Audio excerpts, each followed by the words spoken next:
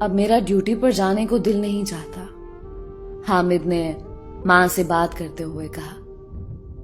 سارا اب بڑی ہوتی جا رہی ہے، آپ کو اور سارا کو اکیلے چھوڑ کر جانے کو دل نہیں چاہتا۔ ہماری فکر مت کرو بیٹا، ہم بالکل ٹھیک ہیں، پورا محلہ ہمارے ساتھ ہے، ہر کسی کا آنا جانا ہے ہمارے ہاں۔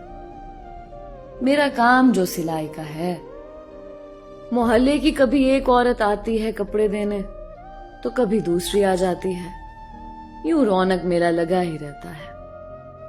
اب تو پورا محلہ مجھ سے ہی کپڑے سلواتا ہے اور اسی بہانے کافی رش رہتا ہے گھر میں۔ تم آرام سے اپنی ڈیوٹی پر جاؤ۔ امی نے بھرپور تسلی بخش جواب دیا۔ امی، لیکن رات کو آپ دونوں اکیلی ہوتی ہیں، میں یہ سوچ کر کافی پریشان رہتا ہوں۔ گلی میں جو نئے لوگ آئے ہیں ان کے لڑکے مجھے ٹھیک نہیں لگتے، شکل سے ہی آوارہ لگتے ہیں۔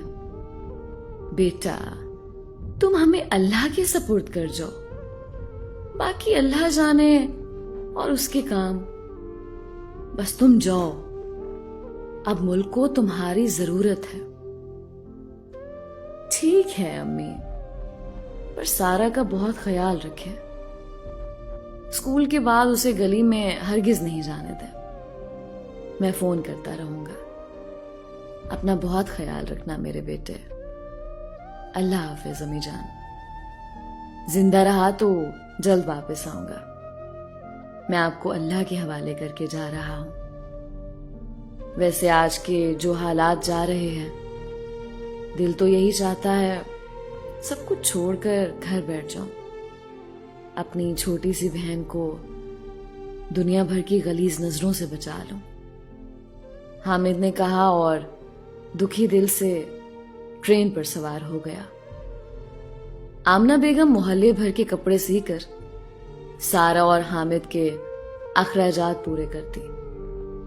یہ سچ تھا کہ محلے میں کچھ نئے لوگ آ بسے تھے جن کے لڑکوں کی آئے دن شکایات سننے کو ملتی رہتی۔ آمنہ بیگم سارا دن سلائی کا کام کرتی رہتی، سارا اسکول سے اکیلی واپس آ جاتی۔ پچھلے کئی دنوں سے سارا نوٹ کر رہی تھی کہ محلے کے کچھ لڑکے اس کا پیچھا کر رہے تھے، لیکن ڈر کے مارے امی کو بتا نہیں پا رہی تھی۔ یار، بڑی ٹھا قسم کی لڑکی ہے، اپنی اس سے سیٹنگ ہو جائے تو کیا ہی بات ہے۔ رشید نے سارا کو گلی میں آتے جاتے دیکھ کر کہا، ہو بھی سکتی ہے رشید، تو بس کوشش جاری رکھ، ویسے بھی سنا ہے دونوں ماں بیٹی اکیلی رہتی ہیں۔ بابر نے لقمہ دیتے ہوئے کہا، ہاں جانی، ہم بھی ٹرائی کرتے ہیں سیٹنگ کرنے کی، دیکھتے ہیں کس کی قسمت کھلتی ہے۔ نورے نے بھی اپنی خباثت دکھاتے ہوئے کہا۔ تینوں کہکا لگا کر ہنس پڑے۔ سنا ہے اس کا ایک بھائی بھی ہے جو فوج میں بھرتی ہے، رشید نے بتایا۔ کبھی کبھی آتا ہوگا یار، کون سا یہی رہتا ہے، نورے نے بتایا۔ یہ بھی اچھی بات ہے۔ تینوں نے کہکا لگایا اور سگریٹ سلگا کر گلی کی نکڑ میں بیٹھ گئے اور ہر آتی جاتی لڑکی کو تاڑنے لگے۔ حامد کو فوج میں بھرتی ہوئے 1 سال گزر چکا تھا۔ 1 سال سکون سے گزر گیا، مگر اب ان تینوں لڑکوں کی وجہ سے کافی پریشان رہنے لگا۔ ٹریننگ کے دوران بھی بجھا بجھا سا رہتا۔ یار کوئی مسئلہ ہے تو بتاؤ، ساتھی عدیل نے پوچھا۔ ہاں یار، محلے میں کچھ نئے لوگ آ گئے، مجھے ان لڑکوں سے خطرہ ہے۔